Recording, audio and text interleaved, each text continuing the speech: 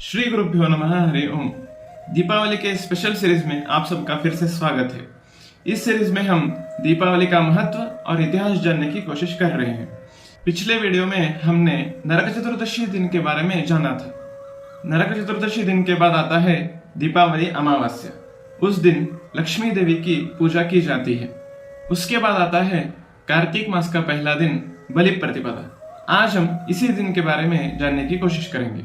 यह है देवों और दैत्यों की कहानी। हमेशा से देव और दैत्यगण के बीच में युद्ध चलता आ रहा है।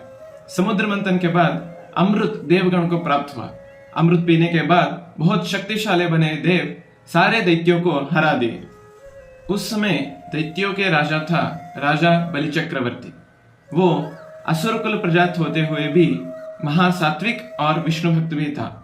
उसे तीनों लोकों का आधिपत्य चाहिए था। इसके लिए उसने दैत्यों के गुरु शुक्राचार्य जी के पास जाकर अपनी मनोकामना बताई और गुरु संतुष्टि के लिए उनका सेवा भी किया। सेवा से संतुष्ट होकर शुक्राचार्य जी ने बलि को तीनों लोकों की आधिपत्य देने की संकल्प ली और बलि से विश्वजीत नामक एक महायज्ञ करवाया और महाशक्ति प्रदान की। गुरु अनुग्रह नामक रक्षा कवच पहने बलि ने दैत्यों के सैन्य को तैयार करके सीधे स्वर्ग लोक पर आक्रमण कर दिया। स्वर्ग और देवताओं के अधिपति भगवान इंद्र ने देवताओं के गुरु बृहस्पत्याचार्य जी के पास जाकर इस आक्रमण से बचने का उपाय पूछा।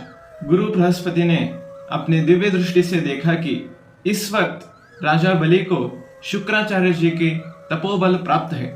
इस समय उसको हराना नामुमकिन है। इसी बात को बृहस्पत्याचार्य जी ने देवताओं को बताया और अपनी वेश बदलकर स्वर्ग छोड़कर जाने की आज्ञा की और बोले कि आगे एक ऐसा भी वक्त आएगा जब बलि चक्रवर्ती अपने गुरु के आज्ञा को ठुकराकर बलहीन हो जाएगा। उस समय आपको फिर से अपनी राज्य मिल जाएगी। यह बात सुनकर सारे देव अपनी वेश बदलकर अलग अलग जगह पे जाकर छुप गए।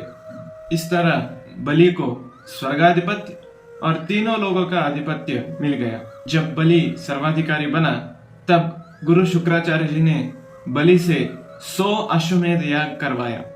यहाँ पर इन अश्वमेध यज्ञ का महत्व जानना आवश्यक है। ये इंद्र वायु अग्नि ये सब पदवियां हैं। ये देवताओं के नाम नहीं है। अपनी अपनी योग्यता के अनुसार अलग अलग देवता लोग इस पदवी पर आते हैं। इन पदवियों पर हर एक मनवंतर में अलग अलग देवताएं आते हैं।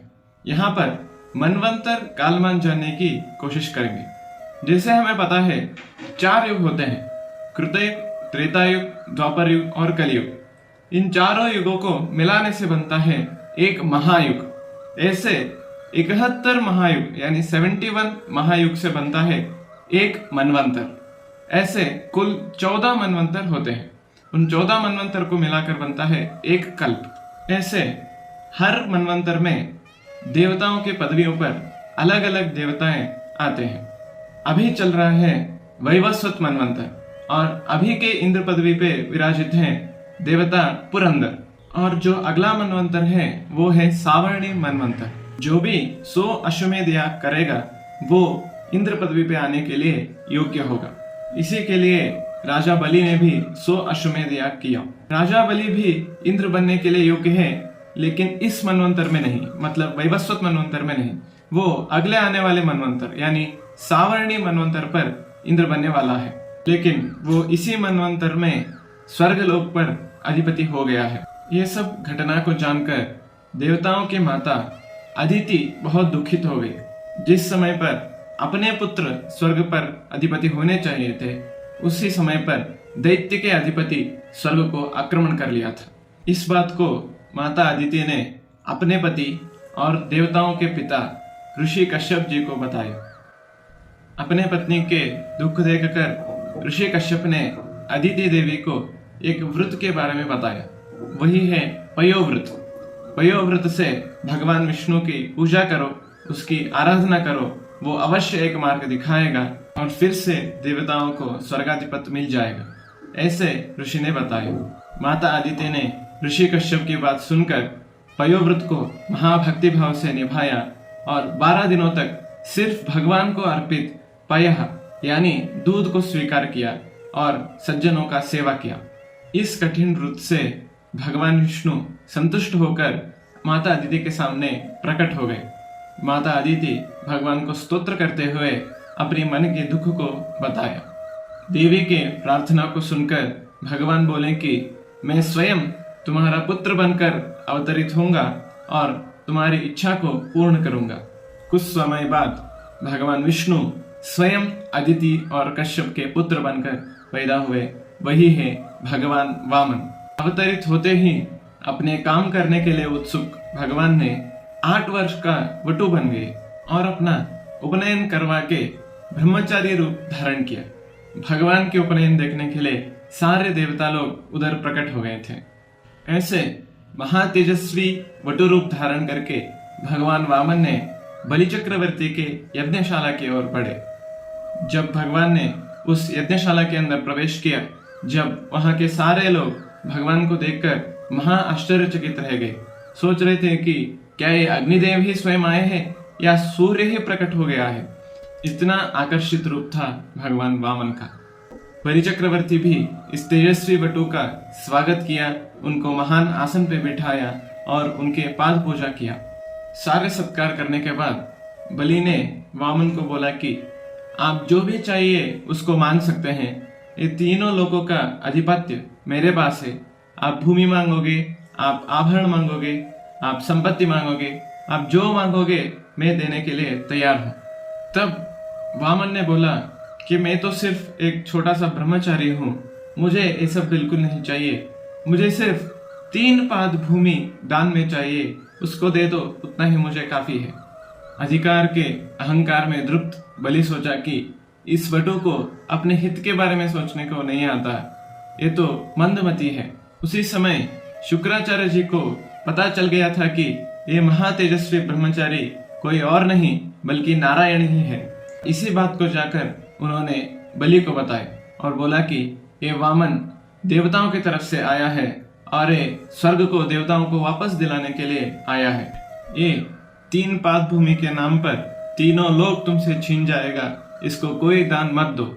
इस बात सुनकर बलि बोला कि मैं तो जो भी पूछे उसको देने की प्रतिज्ञा कर चुका हूँ, अभी मैं इस बात से मुकर नहीं सकता। ऐसा किया तो मुझे अपकीर्ति मिलेगा। अब वो मुझसे अधर्म किया तो भी मैं उसे माफ कर दूंगा। अगर वो विष्णु के ही अवतार है तो मुझसे युद्ध करे, या मैं मर सकता हूँ या मैं विष्णु को हरा सकता हूँ। इन दोनों में से मुझे ही कीर्ति प्राप्त होगी। ऐसे बोलकर गुरु की आज्ञा को ठुकरा दिया। ऐसे गर्वपूरित बलि की बात सुनकर शुक्राचार्य जी को बहुत गुस्सा आया और उन्होंने श्राप दे दिया कि तुम तीनों लोगों के आधिपत्य से भ्रष्ट हो जाओ करके। इसके बावजूद बलि ने 3 पाद भूमि देने का संकल्प किया और वामन को बोला कि जो जगह चाहिए उसको ले लो। बलि एक सज्जन और सात्विक राजा होने के बावजूद इस समय उसके अंदर तीनों लोगों के राजा होने का गर्व था। उस गर्व को ही नाश करने के लिए इस बालक रूप में नारायण प्रकट हुए थे। दान मिलने के बाद वामन अपने गात्र बढ़ाना शुरू किया। इतना बड़ा बन गए कि एक पाद से भूलोक और अधोलोक सारे लोगों को आक्रमित कर लिया और अपने पूरे देह से पूरे आकाश को भर दिया। दूसरे पाद को ऊपर उठा के ऊपर के सारे लोग यानी जनोलोक, महोलोक और सत्यलोक तक अपना पाद लेकर गए। सत्यलोक ब्रह्मा जी का लोक है। सत्यलोक से भी ऊपर भगवान का पाद गया और ब्रह्मांड के कटाह को भगवान का नाखून का स्पर्श हुआ और उस स्पर्श से ही ब्रह्मांड का कटाह भेदित हो गया और बाहर के पानी अंदर आने लगा। उस पानी को ब्रह्मदेव ने अपने कमंडल में धारण करके वहीं पे भगवान के पाद को अभिषेक कर दिया। वही भगवान का पादोदक और कोई नहीं, अत्यंत पवित्र माँ गंगा है। ऐसे सिर्फ 2 पादों से ही तीनों लोगों को आक्रमित करने के बाद वामन ने पूछा कि तीसरे पाद कहाँ रखूं। वामन को त्रिविक्रम बनते देख बलि आश्चर्यचकित रह गया, लेकिन फिर भी अपने प्रतिज्ञा को बचाने के लिए बलि ने वामन को बताया कि अपना तीसरा पाद उसके सिर पे रखे। उसी समय बलि के पितामह प्रहलाद महाराज वहां पे आ गए। प्रहलाद बहुत बड़े विष्णु के भक्त है और नरसिम्हदेव के कृपा पात्र है। वहां पर आकर उन्होंने बोला कि बलि को क्षमा कर दे। उसी समय भगवान ने गरुड़ देव को आज्ञा किया कि बलि को बंधित बनाया जाए। गरुड़ देव ने वरुण पाश डालकर बलि को बंधित कर दिया। इसी समय बलि को भी अपने अपराध का स्मरण हो गया था। भगवान से क्षमा मांगते हुए उनका स्तोत्र किया। पूरे ब्रह्मांड के असली अधिपति श्रीमन नारायण है।